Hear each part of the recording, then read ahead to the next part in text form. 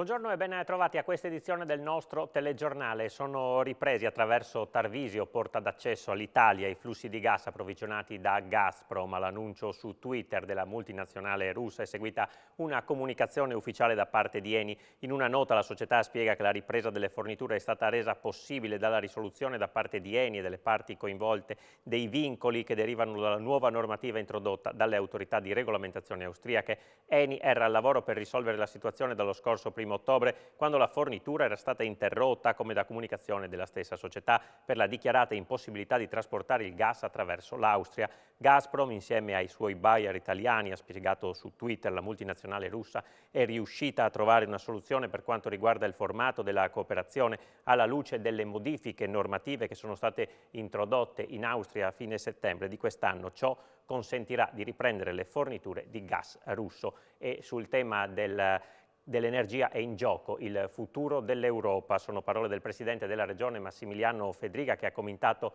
così la ripresa del flusso del gas russo, cosa che indica il contrasto al caro bollette come la partita che l'Europa deve giocare unita. Sul fronte della politica interna Fedriga nega il braccio di ferro tra Lega e Forza Italia per il Viminale. Si dice convinto che il prossimo governo durerà 5 anni. Auspico stabilità, aggiunge. Sentiamo.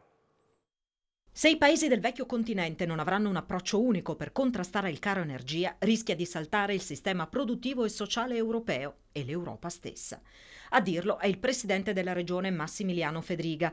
Commentando la ripresa del flusso di gas russo da Tarvisio, afferma che la vera preoccupazione resta il caro bollette. Devo dire che sicuramente l'approvvigionamento di gas è un problema, ma quello che oggi ci preoccupa in modo drammatico è il costo dell'energia. Mi auguro che tutti i paesi europei, anche quelli più reticenti, possano capire che se non si ha un approccio unico rischiamo da una parte di far saltare il sistema produttivo e il sistema sociale europeo, dall'altro di far saltare l'Europa stessa.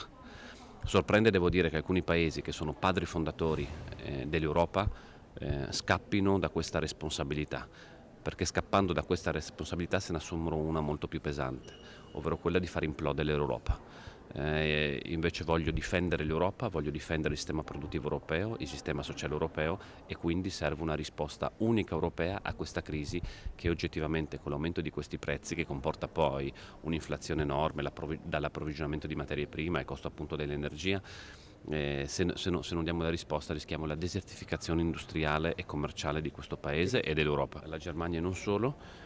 Oggi non possiamo affrontare un problema globale con particolarismi, dobbiamo affrontarlo a livello di Europa. Su questo devo dire che l'Italia si è mossa e si continuerà a muovere in modo responsabile, sapendo che oggi si gioca il futuro dell'Europa. Fedriga oggi è intervenuto anche sulla politica, negando che vi sia un braccio di ferro tra alleati della coalizione di centrodestra per il Viminale e dicendosi convinto che il prossimo governo durerà 5 anni. No, non esistono bracci di ferro. Io ho partecipato a una riunione, non vedo braccio di ferro tra Lega, Forza Italia e Fratelli d'Italia. Vedo la voglia ovviamente di fare proposte e di collaborare. Questo è un governo che durerà 5 anni. È un governo che deve quindi ragionare in prospettiva, non può limitarsi alla formazione del governo stesso. Si faranno i ragionamenti a chi gli compete, perché non competono a me, però ecco, la volontà e ovviamente il mio auspicio è dare stabilità a questo paese. L'ho detto addirittura quando non si sapeva chi vincesse le elezioni. Anche avesse vinto la parte avversa, io mi sarei auspicato comunque la stabilità, perché è un problema strutturale del paese la stabilità, che indebolisce il paese, indebolisce anche la tutela degli interessi nazionali nei contesti internazionali quando continuano a cambiare governi e ministri.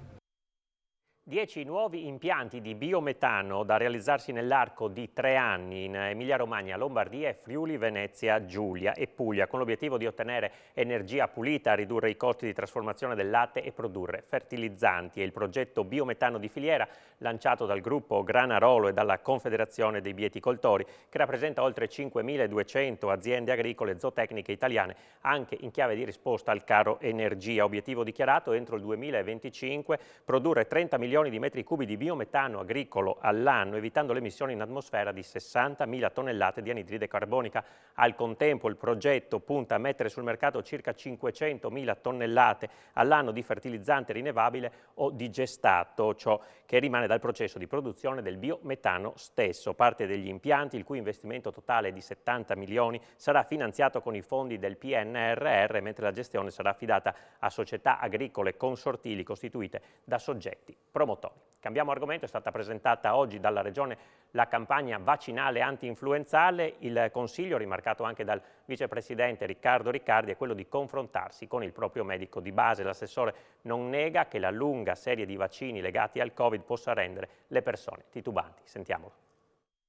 La stanchezza vaccinale è un fenomeno chiaro, i dati lo dimostrano e mi permetto di dire anche comprensibile, perché insomma, la popolazione nel corso di questi anni è stata veramente stressata dall'infezione, stressata dall'impatto dell'infezione, stressata da una tensione anche dal punto di vista della comunicazione. Abbiamo sentito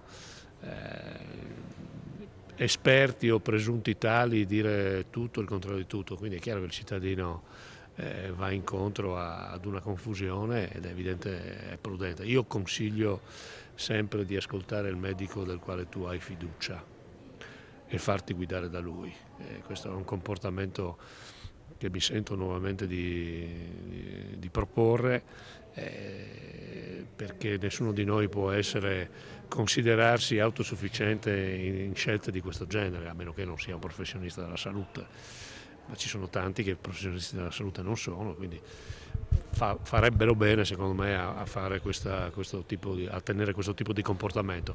Poi sarà il medico di fiducia a darti le informazioni necessarie per fare la vaccinazione, che io ritengo, anche dai dati che abbiamo visto, dagli impatti che ci sono, anche per quanto riguarda l'influenza, una scelta importante.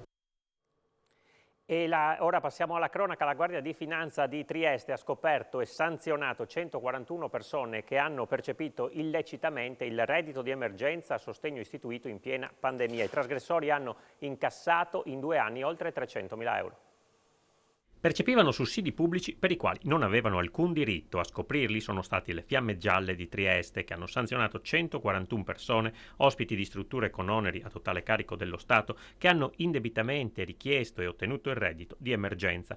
Le indagini sono state sviluppate in maniera trasversale, incrociando i dati economici anche attraverso le banche, dai quali è emerso che i soggetti interessati avevano ottenuto indebitamente dall'INPS, utilizzando false autocertificazioni, diverse quote mensili del reddito anche per un anno intero, incassando tra i 400 e 800 euro per rata mensile, fino a un massimo di 9.600 euro nel biennio 2020-2021, soldi che non spettavano loro in quanto già completamente a carico dello Stato, visto che soggiornano gratuitamente in strutture pubbliche. Le cifre illecitamente ottenute dalle 141 persone, secondo gli accertamenti condotti dai finanzieri, sfiorano i 318.000 euro. Le sanzioni variano da 5 a 25.000 euro a persona, per un totale di 953.000 euro, e inoltre sono state avviate le procedure per il recupero delle somme erogate. Ulteriori accertamenti sono tuttora in corso per individuare eventuali ipotesi di reato di competenza dell'autorità giudiziaria.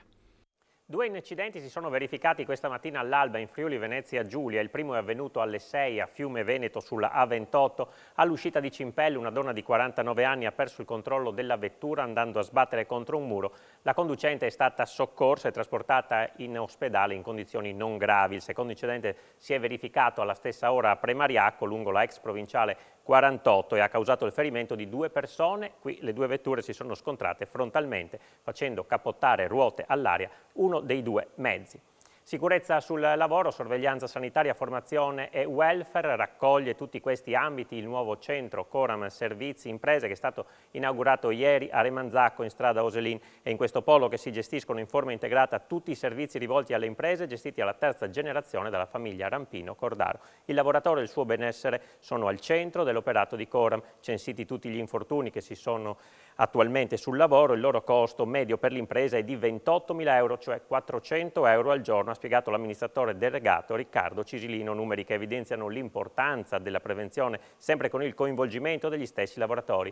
Per questo il suo benessere, cioè del lavoratore, è al centro, dice Cisilino, del nostro operato. Il sindaco di Valvasone Arzene, Marcus Maurmai, è stato confermato presidente dell'Assemblea dei Comuni friulanofoli. Nel direttivo entra anche Martignacco. All'Assemblea ieri sera a Udine è presente anche la Regione con Zanin e Roberti, i quali hanno sottolineato le azioni incisive dell'amministrazione a sostegno della lingua friulana. Il sindaco di Valvasone Arzene, Marcus Maurmai, è stato confermato presidente dell'ACLIF, l'Assemblea della Comunità Linguistica Friulana, riunita ieri sera in Assise a Udine nelle sale di Palazzo Belgrado.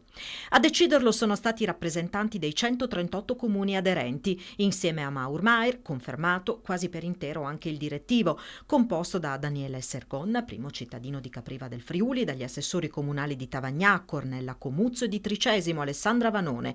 Lascia invece il vicepresidente Alessandro Marangoni, sindaco di Artegna, entra al suo posto Gianluca Casali, sindaco di Martignacco. Si prosegue dunque all'insegna della continuità, riconoscendo la validità della gestione del triennio 2019-2022, un periodo durante il quale i comuni aderenti sono passati da 118 a 138, i soci fondatori nel 2015 erano 86, ma ormai ha fatto poi sapere che sono ad uno stadio avanzato i colloqui per l'adesione di Pordenone. All'Assemblea sono intervenuti il presidente del Consiglio regionale Piero Mauro Zanin e l'assessore alle autonomie locali Pierpaolo Roberti. È importante, ha spiegato Zanin, non solo promuovere la lingua, ma far sentire la voce dei comuni friulani in termini di massa critica per la politica. Difendere il friulano, ha aggiunto, significa difendere l'autonomia del Friuli Venezia Giulia. La Regione crede nella tutela e promozione concreta del friulano, elemento fondamentale di identità, ha ribadito Roberti, ricordando come lunedì arriverà in Consiglio la norma sui tributi locali. Avremo, ha spiegato, una leva fiscale che ci consentirà di decidere a casa nostra su quali politiche puntare.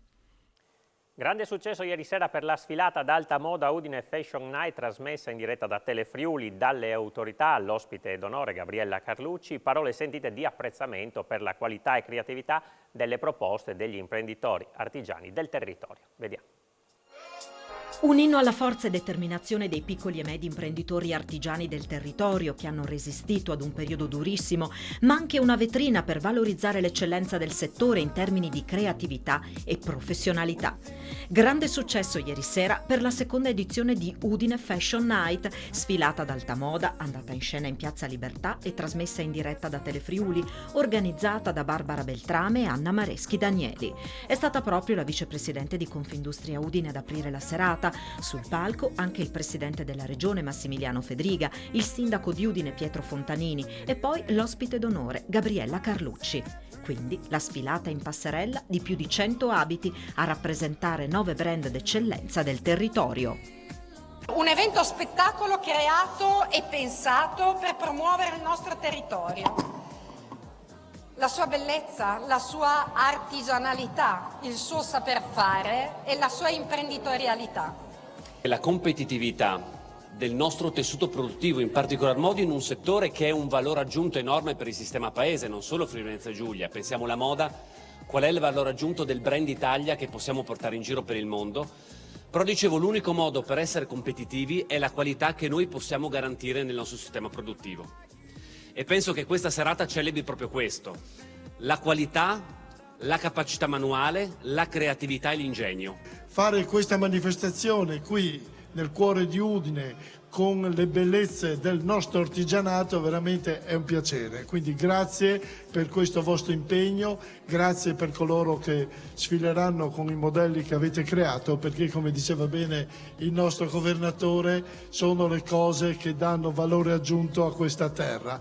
Eccezionale questo evento perché oggi la manualità, la sartorialità non esiste più. La manualità, la sartorialità non la sanno fare tutti. Ci sono pochi maestri che la possono ancora insegnare e qui voi ce l'avete. Io ho visto gli abiti, non spoilerò quello che ho visto, però ho visto delle cose fatte veramente molto molto bene, per gusto, per la scelta dei tessuti e per la professionalità e manualità con cui sono stati realizzati. Quindi anche questo è un settore che vi può dare veramente grandissime soddisfazioni. È tutto per questo appuntamento con il nostro telegiornale e l'approfondimento con l'informazione prosegue poi con A voi la linea. Grazie per averci seguito, buon proseguimento di giornata.